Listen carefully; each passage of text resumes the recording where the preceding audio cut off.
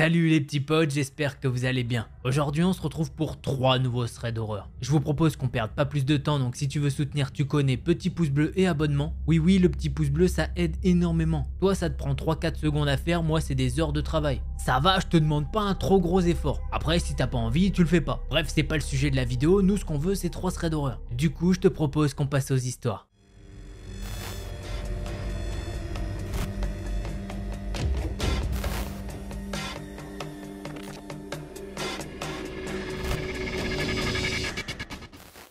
L'histoire que je vais vous raconter, c'est celle de Cassie et ça s'est passé il y a 4 ans durant sa 2e année de lycée. Le bac de français approche à grands pas et avec une de ses amies, elle décide d'aller réviser dans une grande bibliothèque de la ville. Elles prennent donc le tramway jusqu'à l'arrêt le plus proche, même si elles doivent encore marcher 7-8 minutes à pied pour aller rejoindre la bibliothèque. Elle marche, elle parle, quand un homme sur le même trottoir qu'elle passe à côté d'elle mais dans le sens inverse. Le truc c'est qu'il est passé à côté d'elle mais vraiment très proche. Et il les mate et il fait des bruits de bouche comme s'il appelait un chat. L'amie de Cassie rigole mais pas Cassie. Elle se retourne et elle le voit derrière elle. Mais au lieu de marcher dans le sens inverse comme il était en train de le faire, il s'est arrêté en plein milieu et il regarde les filles avec un sourire terrifiant. Cassie ne dit rien à son amie et fait comme s'il n'y avait rien. Elle continue de marcher mais quelques secondes après, elle se retourne et elle peut voir le type bizarre à 50 mètres derrière elle. Cassie commence vraiment à se dire que c'est bizarre et elle prévient son amie. Du coup, elle en parle à son amie et elle se retourne pour voir où est l'homme. Et de ce qu'elles ont vu, l'homme était encore plus proche. Du coup, elles sont terrifiées et changent directement de trottoir. Évidemment, elles se retournent et là, elles peuvent voir qu'il fait la même chose. L'homme peut voir que Cassie n'arrête pas de le regarder. Et il doit clairement voir qu'elle flippe car il lui fait un coucou de la main. Les deux filles accélèrent et l'homme également. Puis d'un coup, elles se mettent à courir. Et comme vous l'avez compris, lui aussi. Cassie s'en souviendra toute sa vie, puisque quand elle a vu qu'il avait commencé à courir, elle ne sentait plus ses jambes.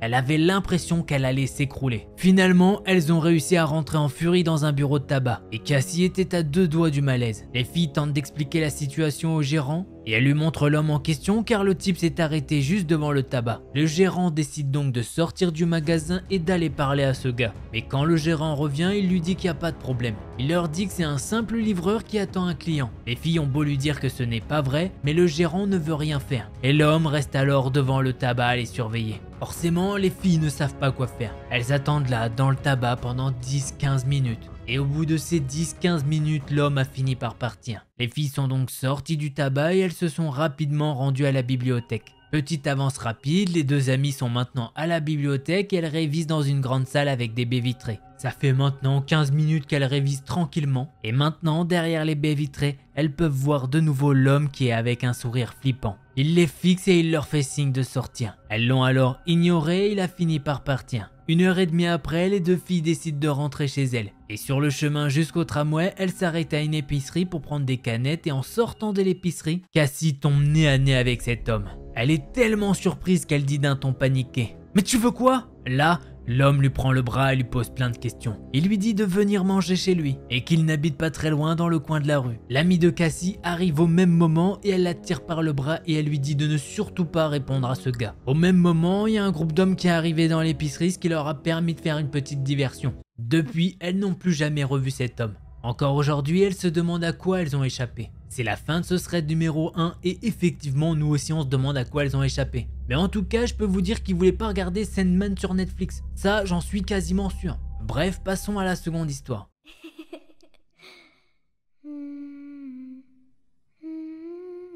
L'histoire que je vais vous raconter, c'est celle d'Aliya. Elle a aujourd'hui 17 ans et tout cela s'est passé l'année dernière en 2021. Cette histoire s'est donc passée quand elle a 16 ans pendant les grandes vacances avec sa cousine Lilou qui a 15 ans. Sa cousine habite en plein milieu de la France, donc pendant les grandes vacances, elle est souvent avec Aliya en bord de mer. Tout commence un après-midi d'août. Le genre d'après-midi où tu passes la journée à la plage avec tes potes ou ta famille. Et bah là, c'est exactement ce qui se passe. Les filles veulent aller à la plage seulement entre cousines. Le petit truc, c'est que pour aller à la plage, il y a environ 30-35 minutes de voiture pour aller là-bas. Du coup, le père d'Aliya décide de les déposer à la plage. Et il leur dit que pour rentrer, elles prendront un Uber car elles ont l'habitude. Vers 20 h, elles commencent à ranger leurs affaires et à chercher un Uber sur un banc à côté de la plage. La destination des filles, c'est le parking d'un supermarché à environ 5 minutes à pied de chez Aliya pour ne pas donner leur vraie adresse. Après 20 minutes de recherche, les cousines ont enfin trouvé un Uber. Sur la route, elles apprennent que le conducteur part travailler après les avoir déposées. Puis à un moment donné, le conducteur leur fait remarquer qu'une petite voiture a commencé à les suivre. Sur le moment, les filles se disent que c'est sûrement rien car c'est une route assez fréquentée. Arrivées au parking vide du supermarché, les deux filles remarquent que la voiture qui les suit s'est garée sur le même parking qu'elles. Sauf que le supermarché il est fermé depuis au moins 1 heure. Et il y a un autre élément troublant, c'est que cette voiture les suit depuis la plage. Ce qui veut dire que ça fait quand même un sacré bout de temps qu'il les suit. Au début, les cousines elles pensaient juste qu'il était en train de blaguer. Mais maintenant elles se rendent compte que la situation est vraiment sérieuse.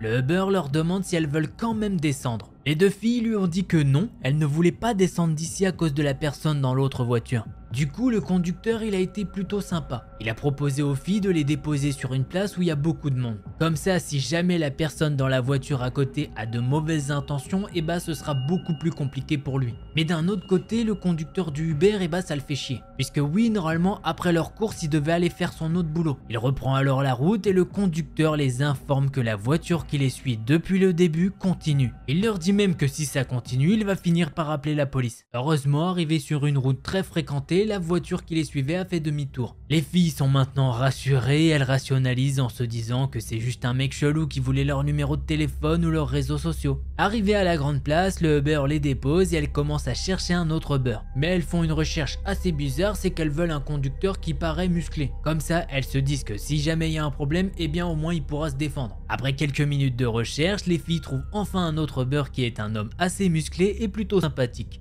Et la destination, c'est la même que tout à l'heure, le parking du supermarché. Sur la route, les cousines expliquent la situation par rapport à la voiture. Et figurez-vous que le conducteur prend l'histoire très au sérieux. Il leur dit même que si cette voiture est encore sur le parking, il appellerait la police. Et une fois arrivé au niveau du parking, tout le monde peut apercevoir cette voiture. Elle est là, en train de les attendre. Le conducteur leur demande une nouvelle fois si c'est bien cette voiture. Et malheureusement, les deux filles reconnaissent cette voiture. Elles ont donc compris que cette personne a fait demi-tour pour repartir sur le même parking en espérant qu'elle revienne. Le conducteur va alors garer sa voiture assez loin de l'autre voiture, mais pas trop non plus, histoire de garder un œil sur elle. Il appelle la police et les policiers lui disent d'attendre leur arrivée. Sauf que sur le moment, le conducteur il se dit que la police ils vont mettre bien trop de temps. Et il décide donc d'exposer sa stratégie aux filles.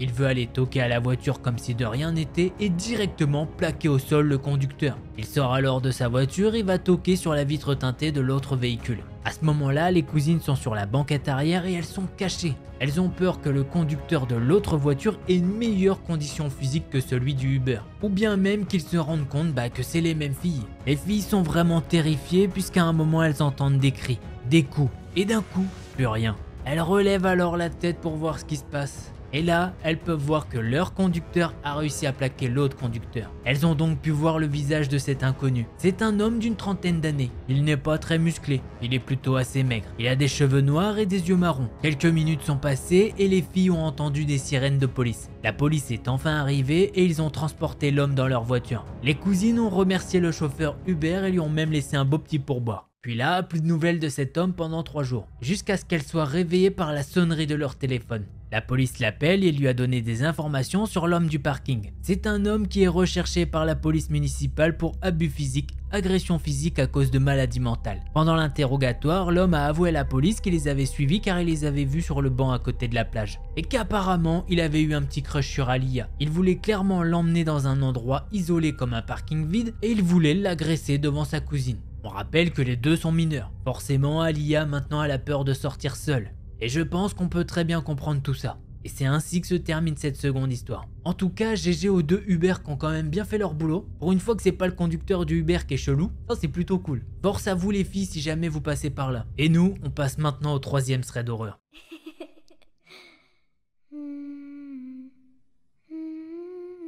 L'histoire que je vais vous raconter, c'est celle de Bastien et de son père. Tout commence en octobre dernier. Bastien est en alternance, donc quand il est au CFA, il habite chez sa mère. Et quand il est au boulot, il habite chez son père. Et justement, pour information, Bastien et son père habitent au rez-de-chaussée dans une petite ville tranquille du 71. Bastien nous précise qu'ils ont une véranda et qu'ils laissent tout le temps la clé sur la porte, mais qu'ils la verrouillent. Donc un mercredi soir, le père de Bastien a un appel avec quelqu'un vers les coups de 22 h. quand d'un coup il peut entendre deux frères qui s'engueulent dans la rue. Et l'un des deux frères a l'air complètement alcoolisé. Le père étant au téléphone décide d'ouvrir la fenêtre et leur demande de baisser le volume. Ou à la rigueur qui dégage un petit peu plus loin. Le frère qui est plus ou moins normal veut s'en aller, mais celui qui est alcoolisé ne veut pas. Et il commence même à s'énerver. Il s'avance vers le père de Bastien et met une grosse droite à son père. Forcément, le père de Bastien veut sortir pour s'expliquer avec lui. Sauf que celui qui est vénère décide d'aller dans le jardin et donc de faire effraction chez eux. Il donne alors de gros coups de poing sur la porte vitrée de la véranda. Il finit par casser la vitre et très rapidement il a passé le bras à travers pour ouvrir la porte. Sauf que bien sûr, il s'est coupé le bras un petit peu partout à cause du verre. Après être rentré dans la véranda, il a décidé de casser le double vitrage de la porte qui mène à la véranda. Et il a réussi à péter ce double vitrage. Encore aujourd'hui, Bastien ne sait pas comment. Pendant ce temps-là, le père de Bastien décide de s'armer avec les couteaux de boucher de la cuisine. Bastien décide de rester dans le salon le temps de voir ce que ce gars va faire. À ce moment-là, le père de Bastien il se pose une question.